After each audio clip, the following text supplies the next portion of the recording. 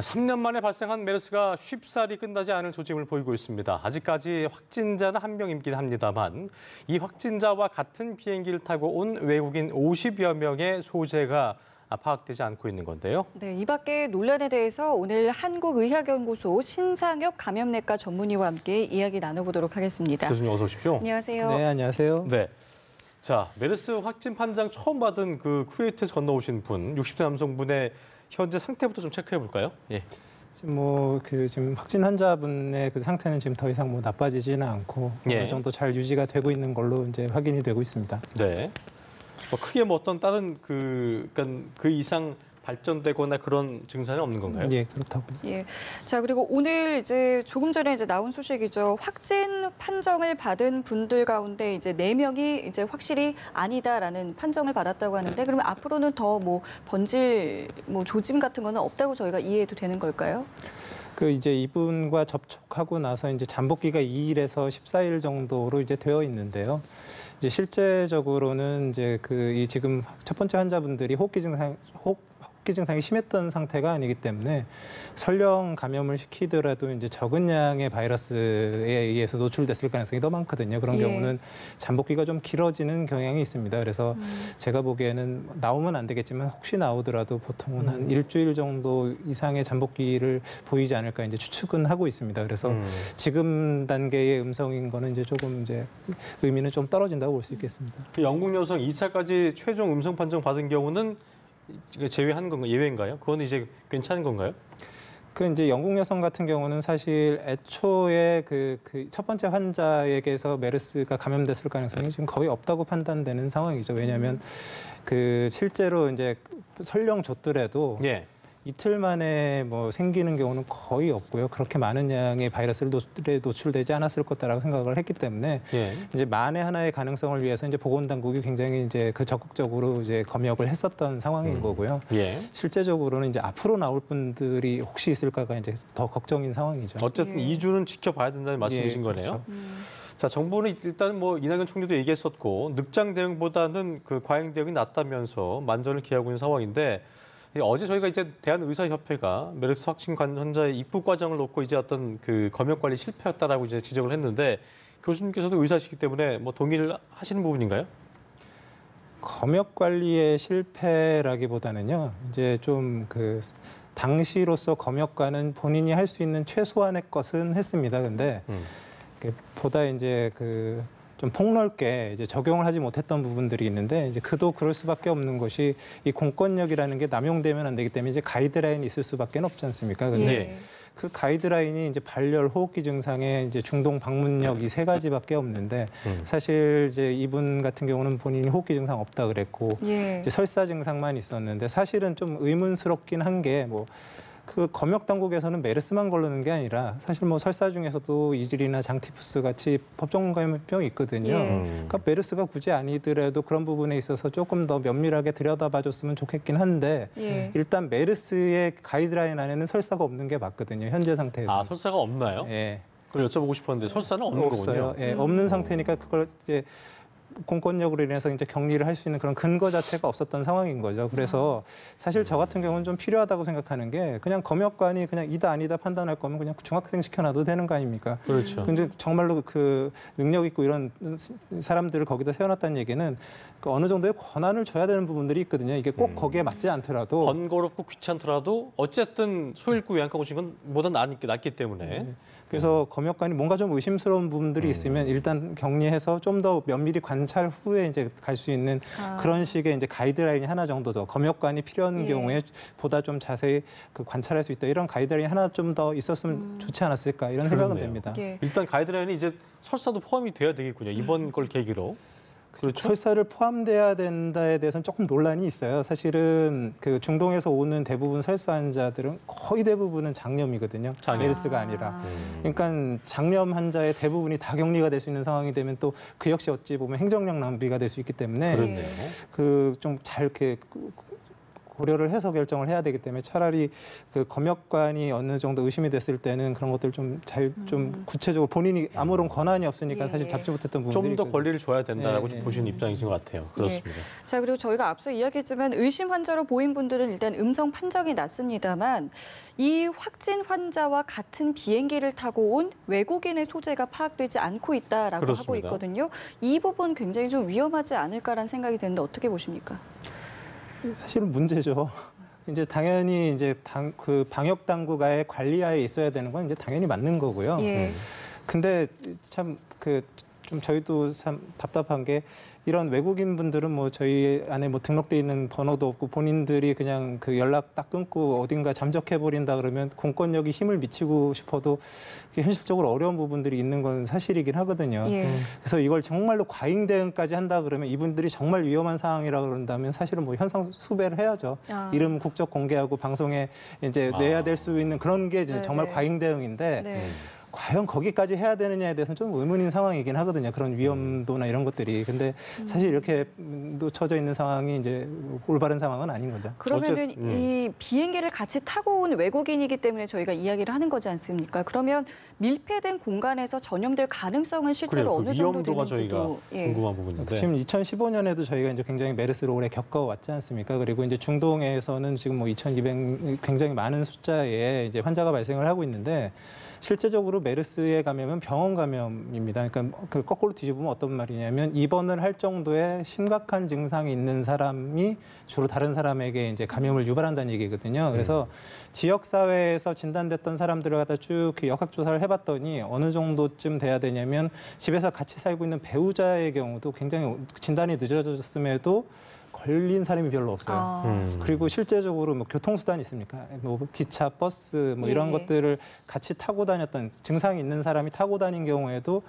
제가 알기로는 증례가 거의 없는 걸로 알고 있습니다. 그래서 일상적인 접촉보다는 사실 밀접한 접촉을 오래 한 사람들 또는 병원에 있는 사람들에게서 사실 메르스는 가장 위험한 병이고 그 교통수단 안에서는 지금 전례가 거의 없긴 하지만 그래도 이제 저희는 이제 과잉 대응이라는 건 만에 그렇죠. 하나까지도 다 예. 놓치지 않겠다라는 의미에서는 굉장히 의미가 있는 거지만 그렇죠. 위험성이 아주 위험도는 높다. 뭐 너무 이런 높다라고 건, 보기는 그런 쉽지 정도까지는 않다. 아니죠.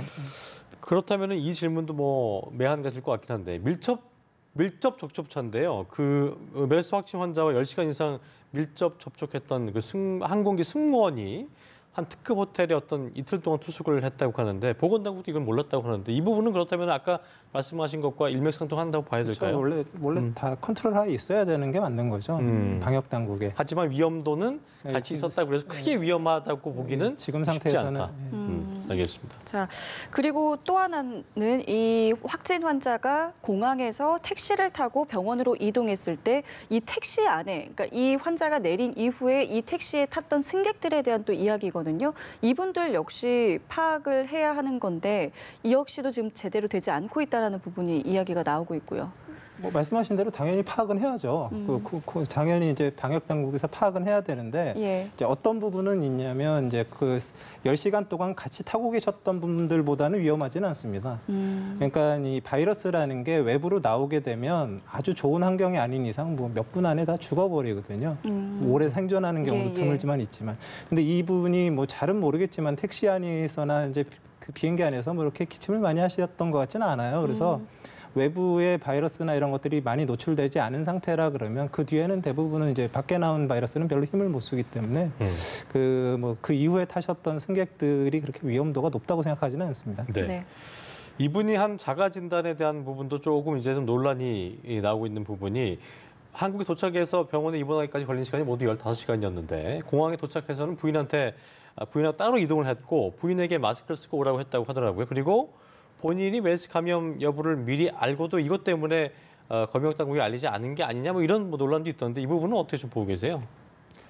저는 이제 직접 역학조사관을 했던 사람입니다. 이제 맨 처음에 이제 역학조사관 교육을 이제 질병관리본부에서 받을 때 선배들이 이제 뭐라고 얘기를 하냐면요. 그 역학조사의 대상자들은 모두 다 거짓말을 한다.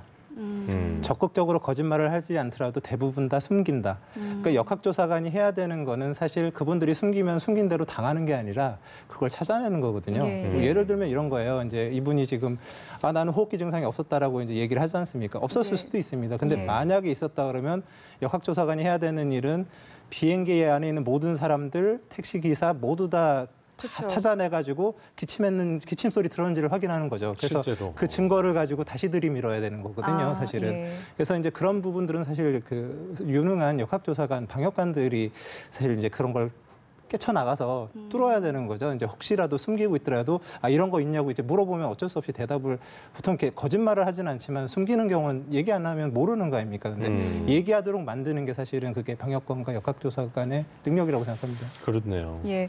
자, 그리고 또 하나 여쭤보고 싶은 게 그동안 이 메르스 의심 환자다라고 하면 저희가 무조건 이제 병원에 가서 격리되는 걸로 알고 있었는데 이제는 자가 조치도 가능하다고 들었습니다. 이게 위험하지는 않는지에 대한 질문도 좀 드리고 싶은데요. 이 격리라는 거는요, 이 방역 당국에서 할 수 있는 가장 강력한 어찌 보면 끝판왕의 대책이에요. 예. 대책 끝판왕이다. 네, 대책의 끝판왕. 어찌 보면 이 그 개개인의 자유를 그 공익이라는 방역이라는 공익을 위해서 굉장히 억제를 해야 되는 그렇죠. 거지 않습니까? 예. 그러니까 굉장히 조심스럽게 사용을 해야 되는 거거든요. 예. 근데 이게 병원이라는 곳이 굉장히 답답하기도 하고 좀 위험하기도 하고 그렇습니다. 개인이 생활하기에.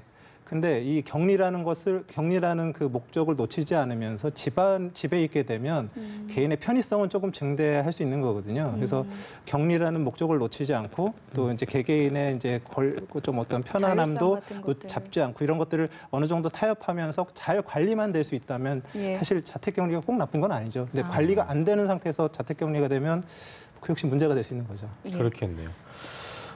메르스 확진 환자가 좀 나오면서 메르스 증상에 대한 관심도 높아지고 있는데 일단 전문가시기 때문에 이게 또 막연한 불안함이 있을 수 있으니까 이게 메르스가 걸린다고 해서 뭐 다 치사율이 높아지고 막 너무 심각해지고 하는 건 또 아닐 수도 있는 거잖아요. 그 부분을 좀 구분해서 좀 얘기해 주면 좋을 것 같은데요. 예. 결국은 이제 얼마나 많은 양의 바이러스가 얼마나 취약한 사람한테 들어오느냐의 차이거든요. 취약함이라는 거는 면역력이 떨어져 예, 있는 그렇죠. 걸 얘기하신 거죠? 예. 바이러스가 들어왔는데 아주 건강한 사람들, 면역력 좋은 사람들은 많이 들어와도 이겨내겠지만 어떤 사람들, 뭐 만성질환자들, 뭐 이런 면역 저하자들 같은 경우는 적은 양만 들어와도 뭐 폐렴 생기고 그렇게 큰 이제 증상이 생길 거기 때문에 기존에 질환이 있는 사람들은 그런 차이들이 있는 거죠. 사실. 근데 이게 저희가 알기로는 메르스가 원래 감기와 좀 비슷한 증상이다라고 했는데 그렇죠. 아무 증상이 없을 수 있다 이런 이야기도 있더라고요. 그러니까 아주 적은 수의 바이러스가 건강한 사람들한테 들어오게 되면 무증상으로 그 안에 있다가 우리 몸의 면역에서 다 죽어서 아무 그냥 증상도 끝날 안 수도 나타나는 있어요? 거죠. 그럼요. 그냥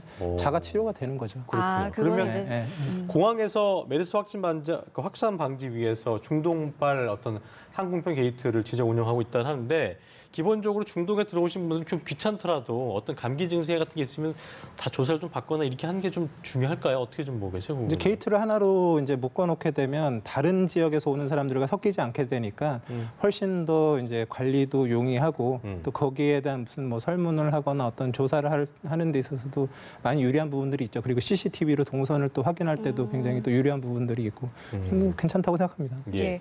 자, 그럼 저희가 마지막으로 내가 약간 메르스 증상이 좀 보인다 혹은 걸린 것 같다라고 했을 때 어떻게 대처해야 되는지 좀 전해주시죠.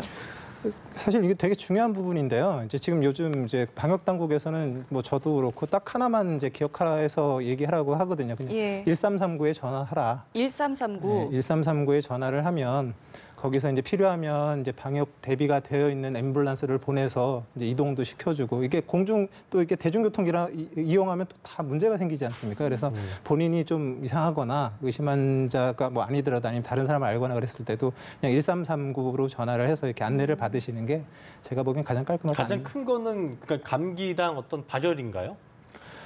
그 코로나 이렇게 지금 메르스가 변종 코로나 바이러스인데요. 그러니까 종류가 좀 변질된 코로나 바이러스인데 코로나 바이러스가 감기 바이러스예요, 원래. 근데 변종이 되면서 이게 하기도 감염을 좀 심하게 일으키는 특징이 생기면서 폐렴 때문에 사망자가 늘어나는 거지. 폐렴 쪽으로.